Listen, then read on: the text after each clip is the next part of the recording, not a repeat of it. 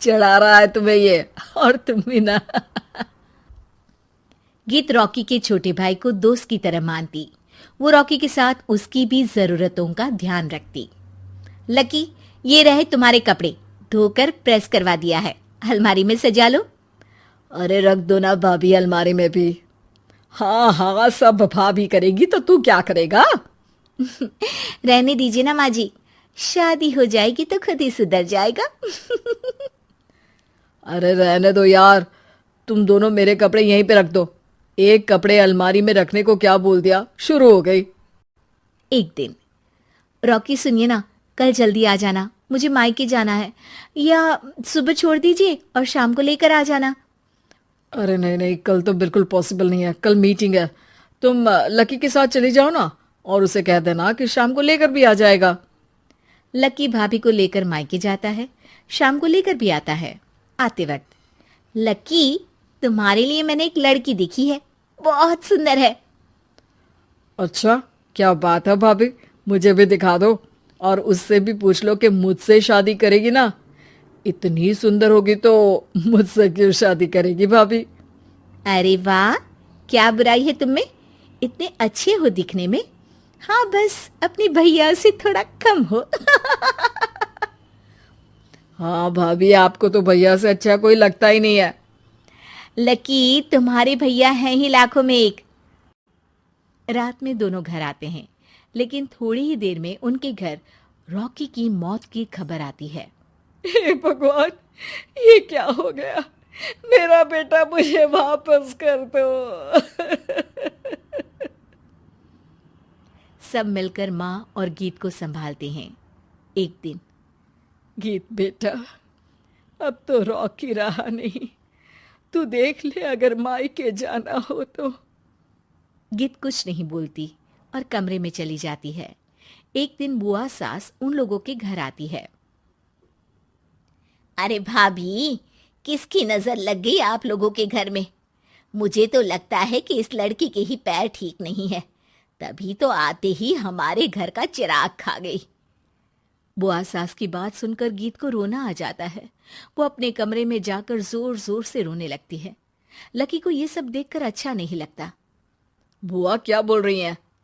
किसी का जीना मरना ऊपर वाले के हाथ होता है, ना कि किसी के पैर पर। अरे देख लो भाभी, छोटा भी हाथ से निकल रहा है। ऐसा ना हो कि ये लड़की सबको आपके खिलाफ कर दे। तभी वहां गीत चाय लेकर आती है। लीजिए बुआ जी, चाय पी लीजिए। बुआ तो घर से चली जाती है, लेकिन सास के मन में गीत को लेकर नेगेटिव विचार भर जाते हैं।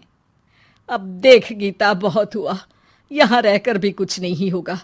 अच्छा होगा कि अपने मम्मी पापा को बोल के तुझे यहाँ से लेकर जाए। और गीत अपने मायके चली जाती है, जहां आस पड़ोस के लोग कहते हैं, अरे रे, बेचारी की शादी के 2 साल ही हुए थे, लेकिन पति नहीं रहा, सास ने भी घर से निकाल दिया। देखो भाई भाभी कब तक साथ रखते हैं। और शादी करा देनी चाहिए इसकी, तो उम्र ही क्या है इसकी। हाँ, लेकिन करेगा कौन? एक तो शादीशुदा, ऊपर से कलंक पति की मौत का। तभी वहां लकी आ जाता है और वो पड़ोसियों की बात सुन लेता है। लकी, तुम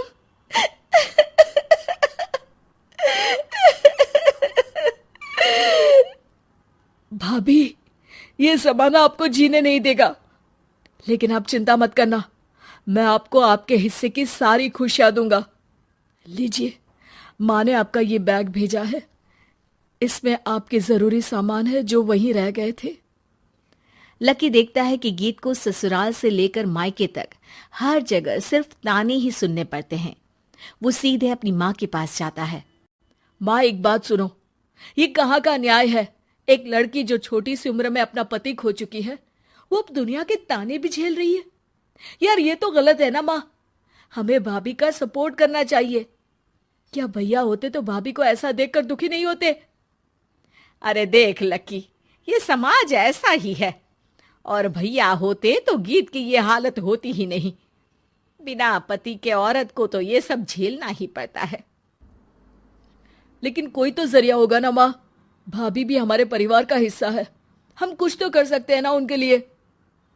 हिस्सा है नहीं, हिस्सा थी। और अब तू ज्यादा ना भाभी भाभी करना बंद कर दे, समझा?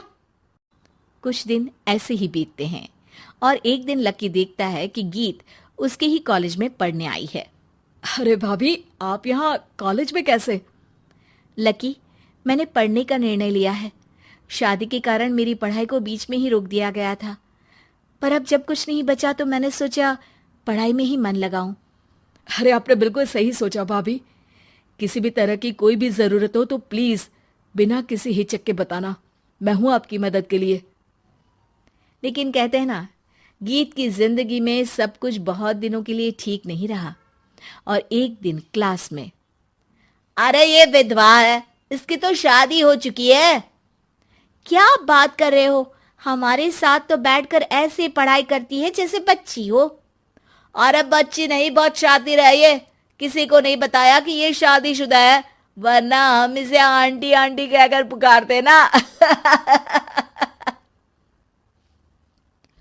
अरे अब तो पता चल गया ना आंटी जी। Aunty aunty. फिर क्या, सभी गीत को आंटी बोलकर चिढ़ाने लगते हैं। गीत को रोना आ जाता है और वो क्लास के बाहर जाकर रोने लगती है।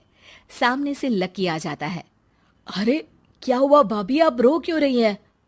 तभी पीछे से एक लड़की आ जाती है। हे हैंडसम, इस औरत से ना दूर रहना, इसके प्यार में मत पड़ जाना, क्योंकि ये शादीशुदा है। हमारे साथ झूठ बोलकर हम जैसी ही रह रही थी। हाँ तो क्या गलत है? सही उम्र में तुम्हारे माता पिता तुम्हारी पढ़ाई छुड़वा देते तो आज तुम भी शादीशुदा ही होती ना। और इनका पति नहीं रहा, उसमें इनका क्या कसूर?